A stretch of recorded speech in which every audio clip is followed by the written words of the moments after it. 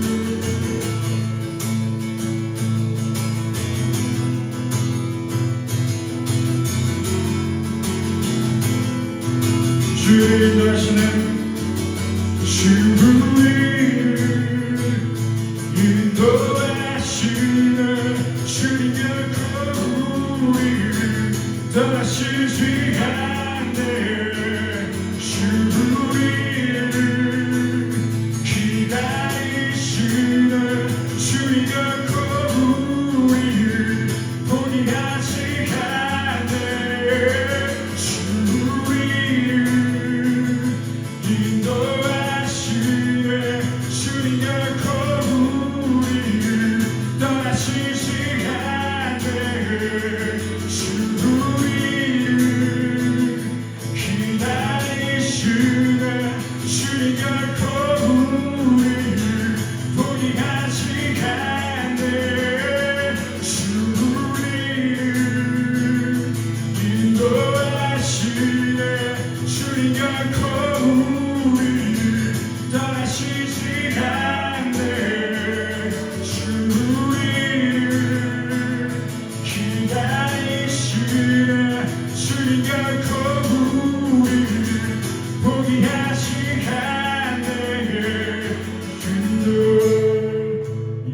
대신 주님 사셨네.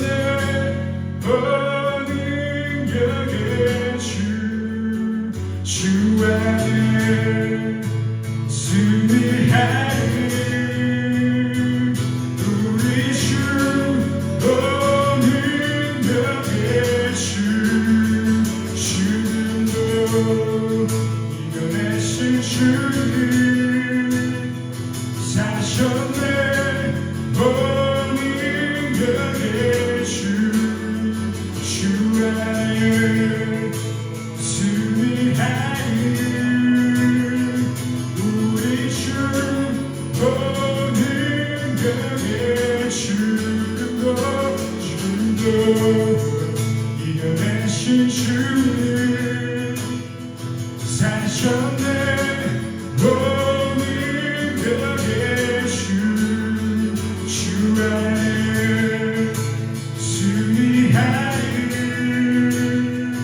우리 주 능력의 주 우리 주 능력의 주 우리 주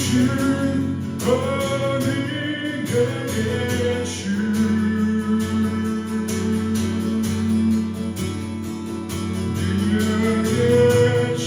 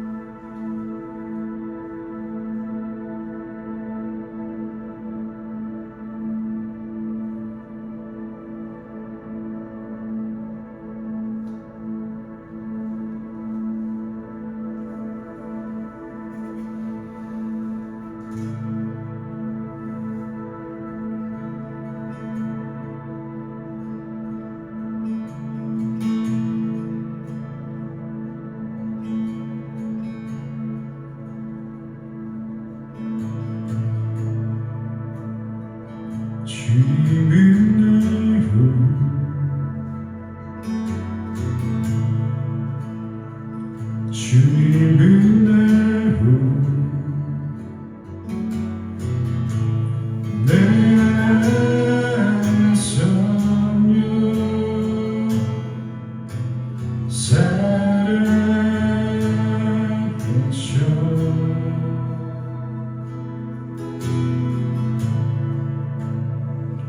말씀은 나의 신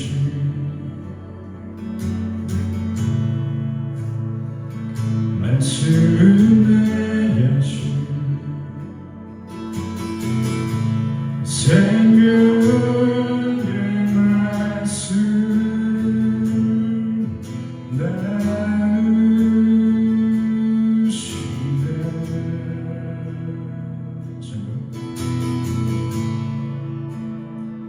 주님은 나로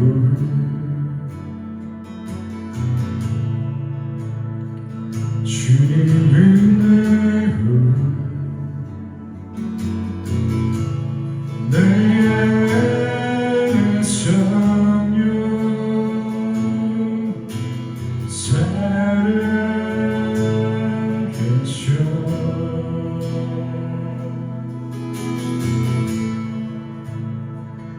말씀은 나의 주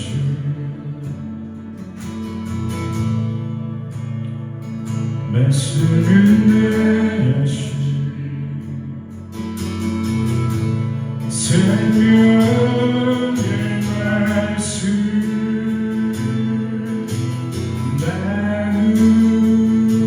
나누시네.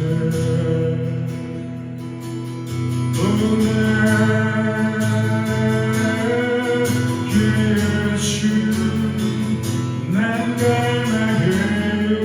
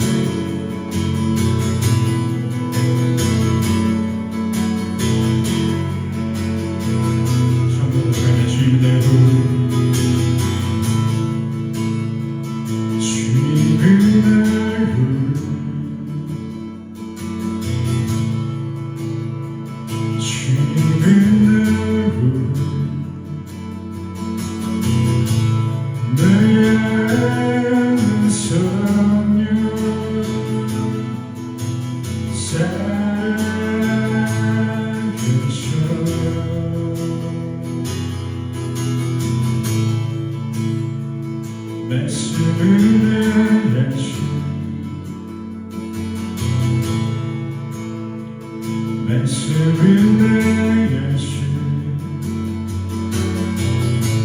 생명의 말씀 나누시네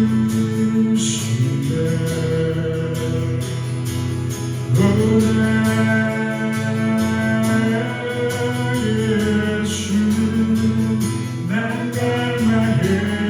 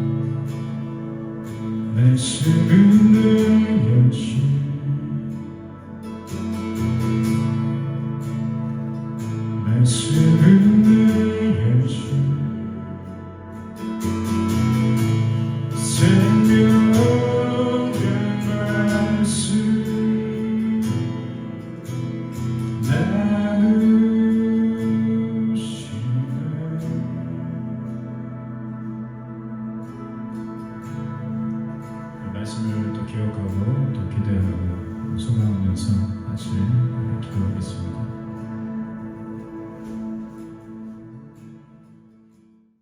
사도신경으로 신앙 고백하겠습니다.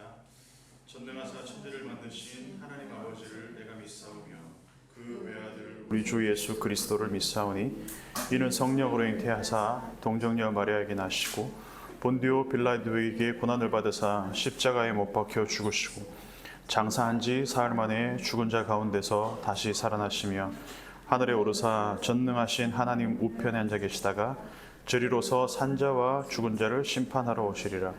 성령을 믿사오며 거룩한 공회와 성도가 서로 교통하는 것과 죄를 사하여 주는 것과 몸이 다시 사는 것과 영원히 사는 것을 믿사옵나이다. 아멘. 오늘 고린도전서 9장 1절에서 18절까지 같이 보겠습니다. 고린도전서 9장 1절에서 18절까지 우리 한 절씩 교독해서 읽도록 하겠습니다. 1절에서 18절까지 저부터 읽겠습니다. 내가 자유이냐 아니냐 사도가 아니냐 예수 우리 주를 보지 못하였느냐 주 안에서 행한 나의 일이 너희가 아니냐. 다른 사람들에게는 내가 사도가 아닐지라도 너희에게는 사도이니 나의 사도됨을 주 안에서 인지 것이니라. 나를 비판하는 자들에게 변명할 것이 이것이니 우리가 먹고 마실 권리가 없겠느냐. 우리가 다른 사도들과 주의 형제들과 게바와 같이 믿음에 자매된 아내를 데리고 다닐 권리가 없겠느냐. 어찌 나와 하나가만 일하지 않으면 벌이가 없겠느냐. 누가 자기 비용으로 군 복무를 하겠느냐. 누가 포도를 심고 그 열매를 먹지 않겠느냐. 누가 양떼를 기르고 그 양떼의 젖을 먹지 않겠느냐. 내가 사람이 일대로 이것을 말하느냐 율법도 이것을 말하지 않느냐. 모세의 율법에 곡식을 밟아 떠는 소에게 망을 씌우지 말라 기록하였으니 하나님께서 어찌 소를 위하여 염려하심이냐. 오로지 우리를 위하여 말씀하시니 아니냐. 과연 우리를 위하여 기록된 것이니 가까인 자는 소망을 가지고 가며 곡식하는 자는 함께 얻을 소망을 가지고 떠는 것이니. 우리가 너희에게 신령한 것을 뿌렸은즉 너희의 육적인 것을 거두기로 과하다 하겠느냐. 다른 이들도 너희에게 이런 권리를 가졌거든. 하물며 우리가 보냐. 그러나 우리가 이 권리를 쓰지 아니하고 범사에 찾는 것은 그리스도의 복음에 아무 장애가 없게 하려 함이로라. 성전의 일을 하는 이들은 성전에서 나는 것을 먹으며 제단에서 섬기는 이들은 제단과 함께 나누는 것을 너희가 알지 못하느냐. 이와 같이 주께서도 복음 전하는 자들이 복음으로 말미암아 살기를 명하셨느니라. 그러나 내가 이것을 하나도 쓰지 아니하였고 또 이 말을 쓰는 것은 내게 이같이 하여 달라는 것이 아니라 내가 차라리 죽을지언정 누구든지 내 자랑하는 것을 헛된 대로 돌리지 못하게 하리라. 내가 복음을 전할지라도 자랑할 것이 없으니 내가 배우도록 할 일이니라. 만일 복음을 전하지 아니하면 내게 화가 있을 것이로다. 내가 내 자의로 이것을 행하면 상을 얻으려니와 내가 자의로 아니한다 할지라도 나는 사명을 받았노라. 그런즉 내 상이 무엇이냐. 내가 복음을 전할 때에 값없이 전하고 복음으로 말미암아 내게 있는 권리를 다 쓰지 아니하는 이것이로다. 아멘. 오늘은 권리 사용법이라는 제목으로 말씀을 좀 나누도록 하겠습니다. 오늘 말씀을 준비하면서 복음이 뭘까? 한 마디로, 그러니까 한 문장으로 요약하면 복음은 하나님이 자신의 정당한 권리를 쓰지 않으심의 결과다. 다시, 복음이라는 것은 하나님이 자기 자신의 정당한 권리를 쓰지 않음의 결과가 복음이라는 겁니다. 고린도전서 8장을 보면 우상의 제물을 먹는 문제에 관해서 바울의 입장을 다루고 있습니다. 우상의 제물을, 우상에게 바쳐졌던 제물을 먹느냐 먹지 않느냐, 이건 중요한 게 아니다. 다만 우상에게 바쳐졌던 그 고기를 먹음으로써 누군가를 실족하게 하고 누군가에게 거리낌이 있게 한다면 바울은 그 한 사람을 위해서라도 기꺼이 자신의 정당한 권리를 쓰지 않겠다. 그 권리를 제한하는 것이 옳다라는 이야기를 하고 있습니다. 이 주제가 9장에서도 연결이 되고 있어요. 8장에서 고린도 교회 성도들의 자유, 권리에 대한 문제를 다뤘다면 9장에서는 바울 개인의 자유와 권리, 이 자유와 권리를 헬라어로서는 동일한 단어로 쓰고 있어요. 똑같이 엑수시아라는 말을 쓰고 있습니다.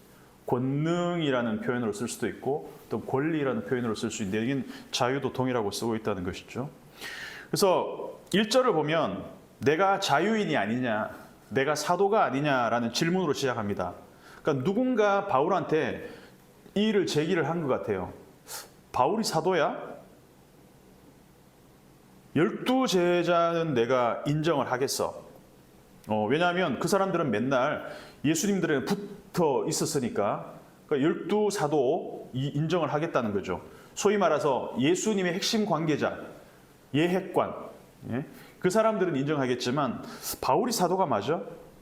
근데 바울은 스스로 예수님이 보내신 사도라는 것을 변정을 합니다. 15장을 보면, 고린도전서 15장을 보면 부활의 증인 중에 한 사람이 바로 자신이라는 것을, 그래서 자기에게 사도권이 있다는 것을 주장을 합니다. 그리고 예수님으로부터 복음을 전하라는 명령을 직접 받았어요. 사도행전 9장 15절을 보면 제가 읽어볼게요. 주께서 이르시되 가라. 이 사람은 내 이름을 이방인과 임금들과 이스라엘 자손들에게 전하기 위하여 택한 나의 그릇이라. 이렇게 말을 했습니다. 그러니까 사도라는 것은 보냄을 받은 사람이잖아요. 아포스텔로, 보내다라는 뜻이고 아포스톨로스가 사도라는 뜻입니다. 그래서 예수님의 그 복음을 전하는 일에 나를 보냈기 때문에 나는 정당한 예수 그리스도의 사도다. 따라서 결론이 뭐냐? 나는 내 사도권을 주장할 수 있다라는 이야기를 하는 거죠. 그래서 4절, 5절, 6절을 보면 계속해서 표현이 이렇게 중복되고 있는 게 있어요. 평행을 이루고 있는 게, 우리가 먹고 마실 권리가 없겠냐? 그러니까 바울이 사도적인 자기의 권리를 변정하는 거죠. 우리가 먹고 마실 권리가 없겠느냐? 우리가 다른 사도들처럼 주의 형제들과 게바와 베드로죠. 베드로처럼 믿음의 자매들을 된 아내를 데리고 다닐 권리가 없겠느냐? 어찌 나와 바나바만 일하지 않을 권리가 없겠느냐? 여기서 계속 중복되는 표현이 뭡니까? 권리, 엑수시아. 그래서 4절부터 6절까지 보면 바울 스스로가 사도적 권리를 주장하는 세 번의 질문을 합니다. 4절부터 6절까지 같이 한번 읽어보겠습니다. 시작. 우리가 먹고 마시고 권리가 없겠느냐? 우리가 다른 사도들과 주의 형제들과 게바와 같이 믿음에 자매된 아내를 데리고 다닐 권리가 없겠느냐? 어찌 나와 바나바만 일하지 아니할 권리가 없겠느냐? 자, 세 번씩이나 사도권의 권리를 주장하고 있어요. 근데 이걸 보면서 바울이 사도로서 인정을 못 받는다고 억울하고 섭섭한 마음에서 이런 말을 하는 걸까? 그게 아니라는 걸 우리는 알 수 있습니다. 그 뒤에 부분을 읽어보면 알 수 있습니다. 우리 먹고 마실 권리 있다. 우리도 베드로처럼 아내를 데리고 다닐 권리가 있다. 그리고 바나바와 내가 일하지 않고 사례비 받을 권리가 있으니까, 그러니까 개인적인 어떤 직업을 가지지 않고 사례비를 받을 권리가 있으니까 제발 우리를 사도처럼 대접해줘. 이런 의도로 이 글을 쓴 게 아니라는 것을 우리는 알 수가 있습니다. 뒤에 읽어보면 바로 알 수가 있습니다. 그러면서 정당하게 보수를 받는 사람들의 이해를 드는데, 첫 번째는 군인이고, 두 번째는 농사꾼이고, 세 번째는 목자입니다. 자기 비용으로 군복무를 하겠느냐? 내 돈 내고 군복무 한 사람 누가 있냐? 누가 포도를 심고 그 열매를 먹지 않겠냐? 누가 양떼를 기르고 그 양떼의 젖을 먹지 않겠느냐? 3번씩이나 권리가 없겠냐라는 말 다음에 이 질문을 계속해서 던지고 있습니다. 이 질문을 뒤집으면 뭐가 됩니까? 권리가 있다라는 것이죠. 7절부터 10절까지 하나는 일반적인 사례들을 나오고 그 다음에는 성경적 사례들을 얘기합니다. 군인이나 농사꾼이나 목자들도 다 자기가 일한 만큼의 정당한 대가를 받는다. 라떼 얘기를 또 하긴, 우리 때는 이제 94년도 그때 제가 입대를 했는데 그때는 병장 월급이 10,000원 정도였거든요. 근데 지금은 찾아보니까 100만 원 넘더라고요. 125만 원. 와, 125배가 뛰었어요. 물가 상승률이 어마어마한. 얼마 받았어요? 우리 얼마 받았어요? 4만 원. 예, 네, 얼마 받았어요? 7만 원. 이봐, 세대가 달라질수록 이게 1, 4, 7 지금 125만 원. 그리고 내년에는 150만 원 오른대요. 군대를 다시 가야 되나 지금. 어쨌든 간에 그러니까 무슨 얘기야? 자기 보수로 이게 정당한 권리라는 거죠. 그만큼의 나는 125만 원에 10,000원 받을 그 권리가 있다. 이런 얘기를 하고 있는 겁니다. 그러면서 그 다음에 성경의 예를 들고 있습니다. 율법의 예를 듭니다. 내가 사람의 예대로 이것을 말하느냐? 율법도 이것을 말하지 않느냐? 군인, 농부, 목자들 같은 사람들이 예를 들었지만 율법도 똑같은 말 하고 있다. 8절부터 10절까지 한번 읽어보겠습니다. 다시 시작. 내가 사람의 예대로 이것을 말하느냐? 율법도 이것을 말하지 아니하느냐? 모세 율법에 곡식을 밟았더는 소에게 망을 씌우지 말라 기록하였으니 하나님께서 어찌 소들을 위하여 염려하심이냐? 오로지 우리를 위하여 말씀하심이 아니냐? 과연 우리를 위하여 기록된 것이니 밭 가는 자는 소망을 가지고 갈며 곡식 떠는 자는 함께 얻을 소망을 가지고 떠는 것이라. 아멘. 지금 바울이 고린도 교회 성도들한테 편지를 쓰고 있잖아요. 근데 바울은 유대 랍비들이 어떤 환경에서 살았고 어떤 환경에서 그 사람들이 토라를 가르쳐 왔는지 훤히 알고 있어요. 유대 랍비들은 이 어떤 전통이 있냐면 토라를 가르치는 대가로 물질적인 보수를 받지 않았다는 거예요. 대신에 랍비들은 토라 율법을 가르치면서 자기 일을 해서 먹고 살았다는 거죠. 바울이 텐트를 만드는 직업을 갖고 있었다는 것은 그런 유대적 배경이 있었기 때문에 이걸 당연하게 여겼다는 겁니다. 요즘 교회에서 이중직 이런 말 하잖아요. 성경에 없는 그런 표현들 쓰지 않습니까? 이중직. 바울은 처음부터 이중직 목회자였습니다. 우리식으로 말하면. 따로 사례를 받는 게 없으니까 스스로 생계를 유지해야 됐습니다. 근데 그리스 문화는 어땠냐면 지식인들이 경제적 문제에서 자유로울 정도로 넉넉한 상태에서 진정한 지적인 활동이 가능하다고 믿었다는 거죠. 이런 거죠. 아니, 그러니까 고린도 사람들, 그리스 사람들이 볼 때는 아니 텐트 만드느라고 그렇게 일을 하는데 힘들게 고생하는데 설교 준비할 시간이 있겠습니까? 바울 사도님. 말씀을 제대로 전할 수 있겠습니까? 이런 논리죠. 우리 교회 목사님은 평소에는 일을 하고 평일엔 일을 하고 자기 일을 하고 주일에 교회에서 설교하시는데 평소에 일을 하면서 설교 준비할 그런 어떤 물리적인 시간이 있을까? 여유가 있을까? 이런 궁금증이 생길 수 있잖아요. 그래서 만약에 그 목사님이 평일에 일을 하는 목사님이 있다면 이렇게 질문할 수 있을 것 같아요. 우리가 사례비를 드릴 테니까 일을 안 하시면 안 됩니까? 그냥 저한테는 아직 그런 게 전혀 없고 사례비를 드릴 테니까 목회에만 전념하시면 안 될까요? 근데 목사가 저는 일을 해야 되겠습니다. 이러면 성도들이 어떤 생각을 하겠냐는 거죠. 바울은 자기가 하나님의 말씀을 가르치고 복음을 전하는 일에 대한 보수로서 사례를 받지 않았습니다. 그 이유는 단 한 가지입니다.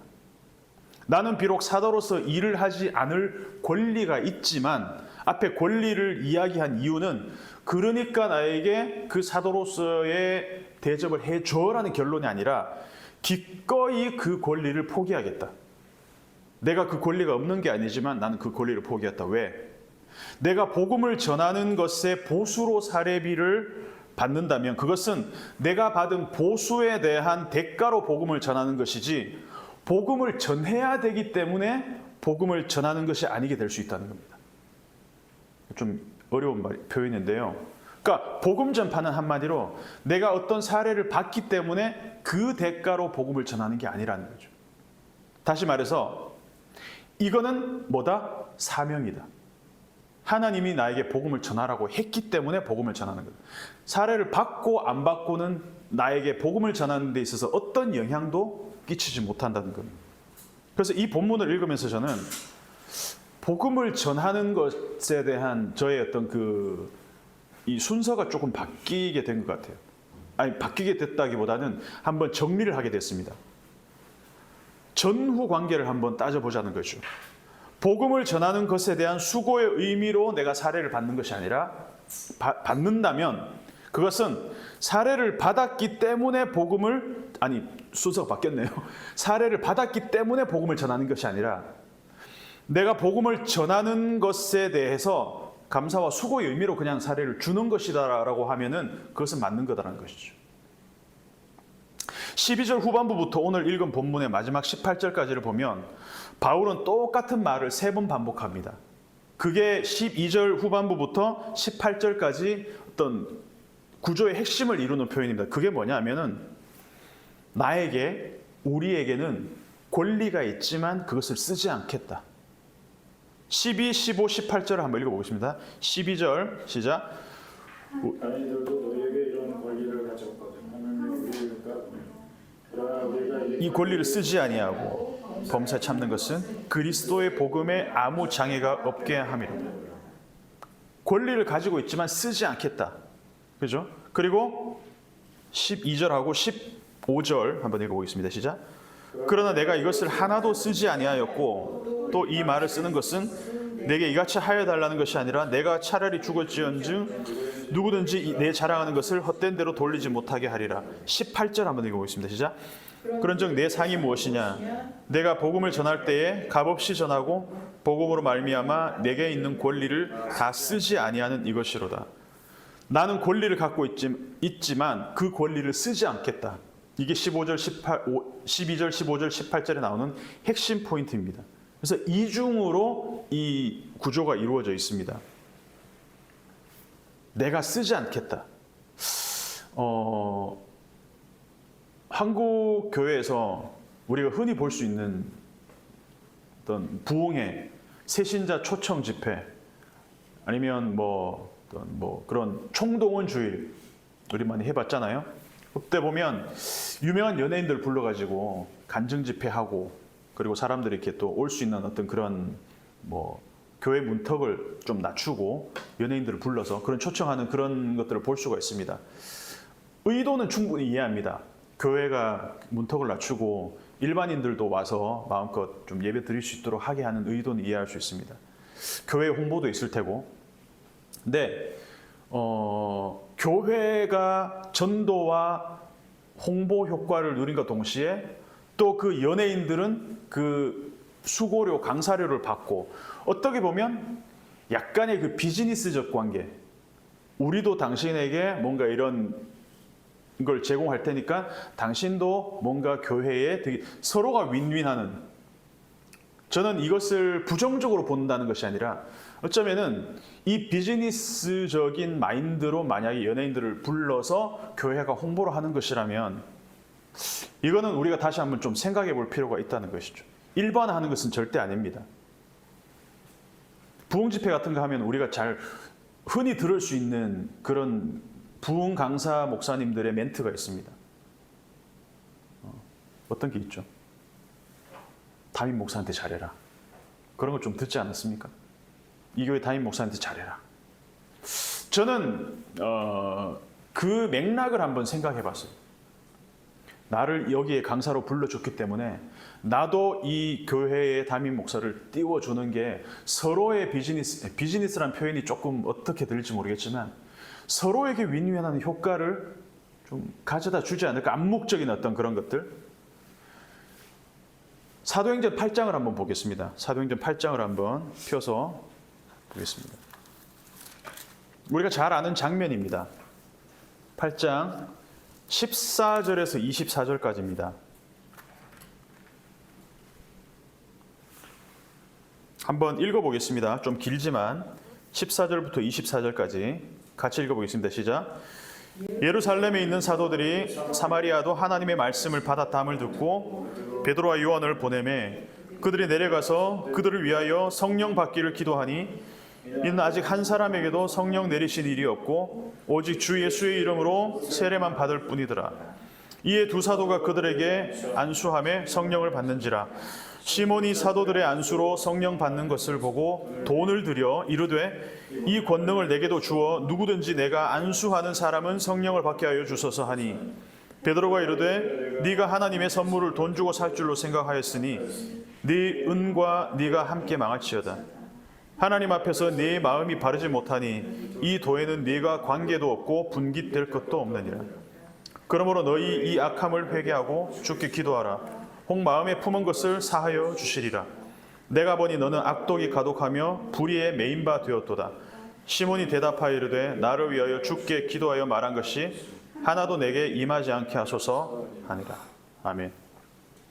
문제의 핵심은 뭐냐면 베드로와 요한은 안수할 때 하나님의 성령을 선물로 인식한 반면에 시몬이라는 이 마술사는 하나님의 권능, 엑수시아입니다. 아까 권리라고 표현된 그 표현입니다. 똑같이 쓰였습니다. 하나님의 권능을 비즈니스 개념으로 이해했다는 겁니다. 베드로 선생님, 요한 선생님, 저 강의료 낼 테니까, 돈 낼 테니까 저한테도 그 권능, 그 엑수시아를 좀 나눠주시면 안 되겠습니까? 말하자면 투자한 거죠, 투자. 종교 비즈니스를 하겠다는 겁니다. 만약에 제가 중고 거래를 해요. 누군가에게 나눔을 했어요. 무료 나눔 이런 거 하잖아요. 당근 무료 나눔 했어요. 그런데 똑같이 당근에서 내가 판 그 물건을 돈을 받고 누군가한테서 파는 거를 봤어. 되팔이 하는 거죠. 나는 나누었는데 그 사람이 똑같은 나에게 무료로 받은 거를 팔고 있어. 그럼 기분이 어떨까요? 기분이 안 좋겠죠. 저만 안 좋은지 모르겠지만 하여튼 별로 안 좋을 것 같아요. 권능을 취득하면 이 권능을 내가 얻으면은 그것이 비즈니스를 할 수 있는 라이센스가 되어서 그걸로 한몫 챙기겠다는 속셈, 그것이 마술사 시몬이 갖고 있었던 속셈이라는 겁니다. 자기 비즈니스죠. 하나님의 권능을 자기 비즈니스의 수단으로 쓰려는 욕구, 이게 과연 성경에서만 있었을까? 참담하지만 한국 교회가 하나님의 권능을 비즈니스 수단으로 쓰고 있는 것에 대해서는 우리는 어쩌면 자본주의 사회이기 때문에 그것에 대해서 문제의식을 느끼지 않고 살 수가 있습니다. 너무 극단적인 생각 아니냐? 네, 그렇지 않습니다. 하나님의 권능은 절대로 비즈니스 수단이 되어서는 안 됨에도 불구하고 교회가 감각을 잃어버리면 똑같은 짓을 할 수가 있다는 겁니다. 극단적으로 말해서 성도가 늘어나요. 성도가 늘어나요. 만약 우리 모임에서 이 예배 인원이 늘어나요. 그러면 10명, 20명, 30명 돼요. 근데 교회 현금이 그대로예요. 그러면 과연 그것에 대해서 우리가 견딜 수 있을까? 우리는 견딜 수 있을까? 우리는 비즈니스적인 마인드가 우리의 본능적으로 우리한테 내재되어 있습니다. 왜? 우리는 그런 존재니까. 성도가 늘어난다? 당연히 우리가 생각하는 것은 재정도 늘겠지. 교회 재정이 늘어나면 교회도 부흥하고 훨씬 많은 일을 할 수 있을 거야. 그래서 자본주의 사회에서 회사가 창업을 하고 점점 사업 규모가 커져서 매출이 늘고 주식회사가 되고 직원도 늘어나듯이 한국교회도 그런 식으로 성장해 왔습니다. 적어도 2000년대 전후까지는. 그리고 우리는 그 현상을 부흥이라고 불러왔습니다. 맞을 수도 있고 아닐 수도 있습니다. 그리고 지금 우리가 2024년 이 즈음에는 급속도로 그런 종류의 부흥은 사라지고 있습니다. 그 시대를 살고 있습니다. 근데 교회가 더 이상 그런 식의 성장을 하지 못하는 토대가 되었다면 우리는 한 번쯤 성경을 들여다봐야 됩니다. 어디에 문제가 있을까? 교회의 규모와 교세가 줄어들고 이런 식의 성장이 더 이상 지속 불가능하다는 것을 깨달았다면 성경을 한번 돌아봐야 됩니다. 마술사 시몬의 모습은 우리 시대 한국 교회와 놀라울 정도로 많이 닮아 있습니다. 하나님의 권능을 자본으로 해서 자본금으로 비즈니스의 규모를 키우고 소득을 불리는 그것을 돈벌이로 하는 현대 교회. 극단적인 표현일 수 있겠지만 하나님의 권능, 이 엑수시아를 종교 비즈니스의 탄환 정도로 자본금 정도로 쓰고 있는 교회의 현실이 우리 한국 교회라는 거예요. 만약에 바울이 하나님의 권능, 이 권리를, 바울이 얘기한 그 사도적 권리를 그런 식으로 활용했다면 바울은 텐트 만드는 일 하지 않아도 돼요. 굳이 안 해도 돼요. 구름대처럼 모이는 성도들을 데리고 대형교회 수십 개 건축해서 예루살렘 총회는 베드로한테 맡기고 나는 유럽 지부, 아시아 지부 선교센터 회장 맡으면 됩니다. 근데 바울은 그렇게 하지 않았다는 겁니다. 오늘 본문에서 읽을 수 있듯이 바울은 자기의 권리, 엑수시아를 사도권을 개인적 비즈니스를 위해서, 개인적 욕망의 실현을 위해서, 사익을 위해서 쓰지 않는 것을 원칙으로 여겼다는 거예요. 이유는 하나입니다. 왜 이런 권리를 쓰지 않았는지 바울이 말해줄까라고 얘기합니다. 12절을 같이 읽어보시면 아까도 읽었지만 다른 이들도 너희에게, 자 12절 같이 다시 한번 읽어볼게요. 9장 12절 시작. 다른 이들도 너희에게 이런 권리를 가졌거든 하물며 우리일까 보냐. 그러나 우리가 이 권리를 쓰지 아니하고 범사에 참는 것은 그리스도의 복음에 아무 장애가 없게 하려 함이라. 15절도 마찬가지입니다. 그러나 내가 이것을 하나도 쓰지 아니하였고 내게 이같이 하여 달라는 것이 아니라 내가 차라리 죽을지언정 누구든지 내 자랑하는 것을 헛된 대로 돌리지 못하게 하리라. 복음을 전할지라도 자랑할 것이 없으면 내가 부득불할리니. 복음을 전하는 것은 그냥 무조건 해야 되는 거다. 이거는 사명이기 때문에 무조건 해야 되는 거다. 17절에 나는 사명을 받았노라. 내가 사례를 받고 복음을 전하면 그것은 사례에 대한 대가로 복음을 전하는 것이지 사명으로 전하는 것이 아니다. 그래서 바울은 극단적으로 사례를 받지 않고 일을 했다는 겁니다. 이게 선례가 되어서 우리도 그렇게 해야 된다는 건 절대 아닙니다. 그러나 바울의 원칙은 분명히 여기 있었다는 겁니다. 고린도전서 8장 9절을 봤잖아요. 8장 9절 보면 8장 9절에 밑에 그 각주에 뭐라고 적혀 있나? 혹시 적혀 있는 부분 있습니까?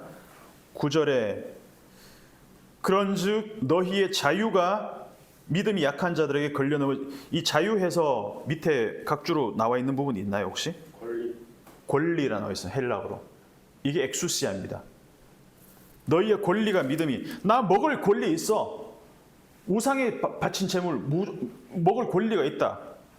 그런데 그 권리를 언제든지 주장할 수 있음에도 불구하고 그 권리를 쓰지 않는 것이 오늘 바울이 얘기하는 나의 사도권 그 권리 엑수시아를 쓰지 않는 이유와 동일한 맥락에서 이해를 해야 된다는 것입니다. 바울은 사도적 권리를 언제든지 주장할 수 있는 포지션에 있는 사람이었습니다. 근데 그럼에도 불구하고 바울은 그 어느 누구에도 경제적 갑을 관계가 형성되는 것을 원하지 않았기 때문에 그 스스로 텐트 만드는 일을 해서 생계를 유지했다는 겁니다. 옛날에 모차르트 같은 사람들은 왕정 음악가가 있던 시기에 살았어요. 그래서 요즘 음악가 그러면 우리는 공무원이라는 생각 안 하잖아요. 물론 합창단이나 시립교향악단 있는 사람들은 공무원입니다. 그런데 이때는 왕궁에서 나오는 그 월급을 받고 일을 했어요. 그러니까 창의적인 음악도 나왔겠지만 대체로 뭡니까?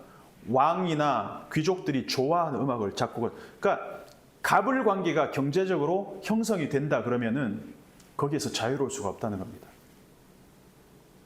그들이 원하는 음악, 그들이 원하는 메시지를 내가 전한다는 것은 이미 경제적으로 갑을 관계가 형성이 됐다는 거죠. 예레미야 시대 때 많은 선지자들이 있었습니다. 예레미야 말고도. 근데 그 사람들이 예레미야와 같은 메시지를 전하지 않았던 이유가 뭘까라는 것이죠. 어떤 식으로든지 간에 그들은 이 경제적 갑을 관계 아니면 뭔가 어떤 이익과 관련된 연관성이 있었기 때문에 하나님의 복음을, 하나님의 메시지를 마음껏 전할 수 없는 포지션에 있었다는 것입니다. 내가 나의 권리, 나의 엑수시아를 다 챙겨버리면, 다 써버리면 그것은 결국 내가 가진 권리를 통해서 내 생존을 책임져 버리는 것밖에 안 된다는 것이죠. 나는 복음을 전한다. 아까 우리 찬양했지만 대신 나는 복음으로 말미암아 산다.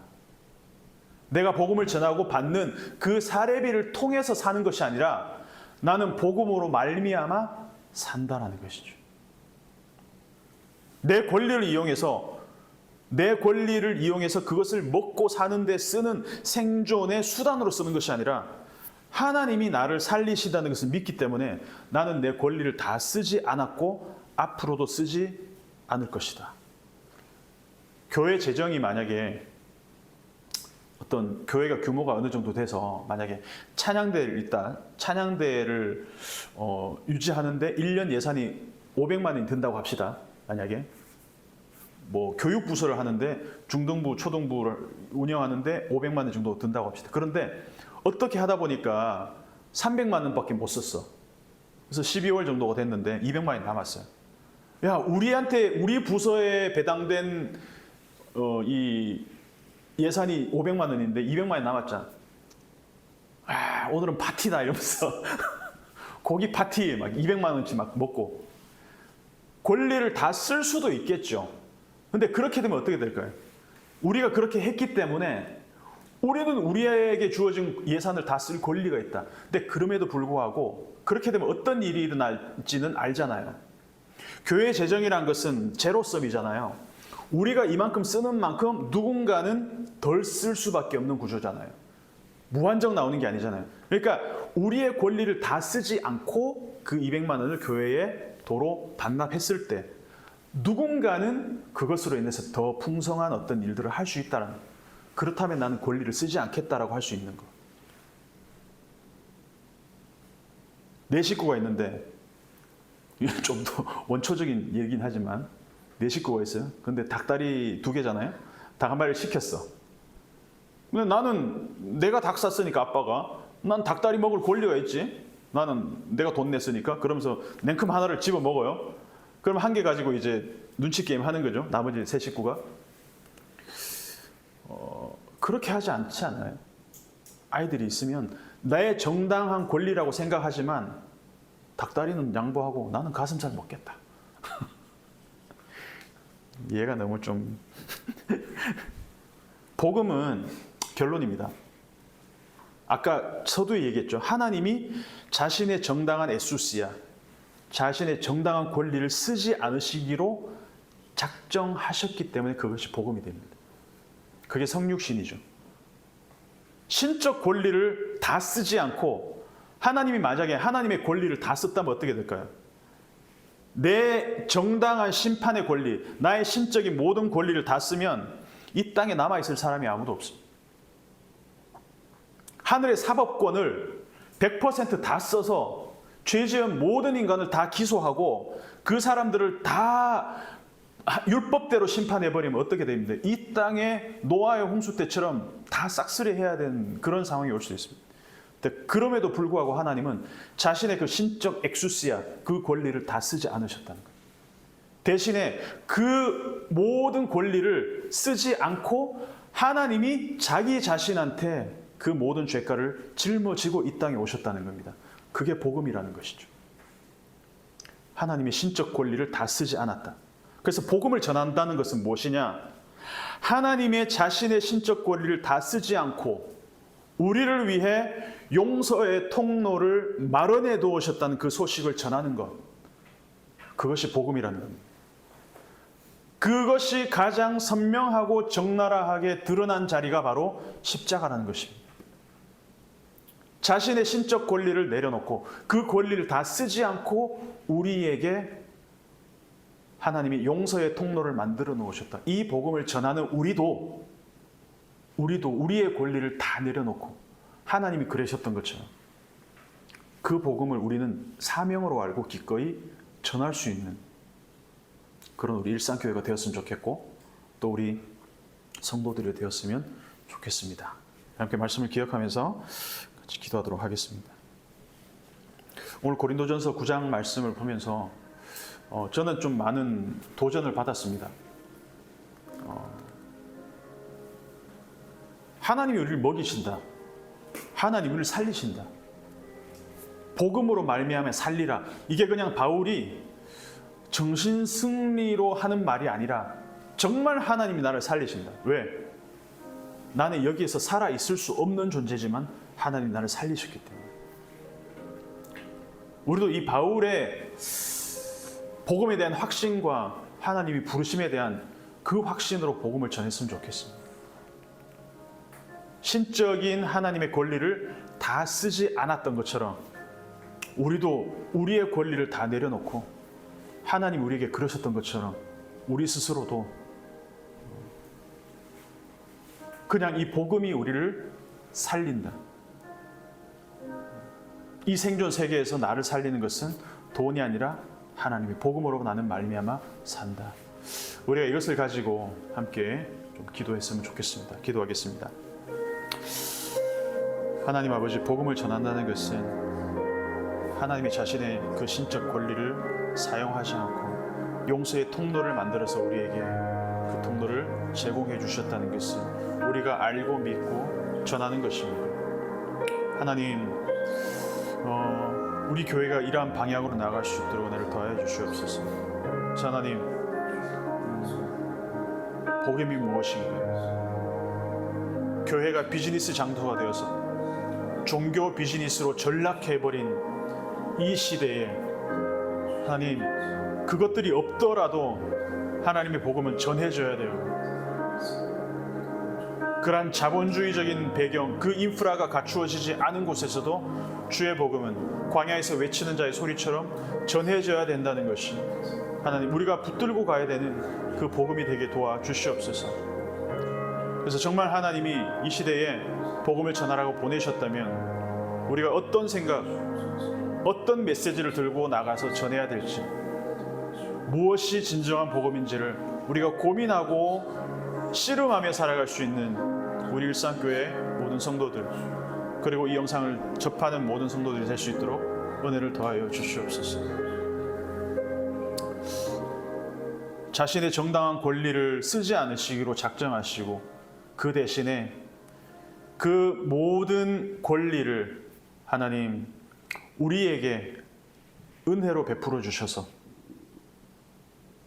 값없이 거저 주시는 그 죄사함의 은혜를 우리가 누리게 하시고 깨닫게 하시고, 그렇기 때문에 우리는 그 권리를 당연한 것으로 여기지 아니하고 하나님의 자녀됨을, 하나님의 양자됨을 오직 주의 은혜로 여기게 하셔서 그것을 먼저 깨닫고 먼저 성도된 자들로서 이 복음을 여전히 알지 못하고 접하지 못하는 이들에게 전하는 것을 우리의 사명으로 여기며 살아갈 수 있는 우리가 되게 해 주시옵소서. 우리의 일상에서 늘 이 복음에 대한 고민들을 하게 하시고, 누군가에게는 이러한 복음들을 하나님 우리의 삶으로, 우리의 입술로 전할 수 있는 용기를 더하여 주시옵소서. 그러한 우리의 한 주가 될 수 있도록 은혜를 더하여 주시옵소서. 예수님 이름으로 기도드립니다. 주 예수 그리스도의 은혜와 하나님의 사랑과 성령의 교통, 위로 충만하심이 자신의 권리를 다 쓰지 않고 그리고 복음으로 말미암아 살겠다라고 선언하는 이 바울과 같은 길을 살고 가기 원하는 모든 주의 성도들 앞에 그들의 머리 위에 지금부터 영원토록 함께 있을지어다. 아멘.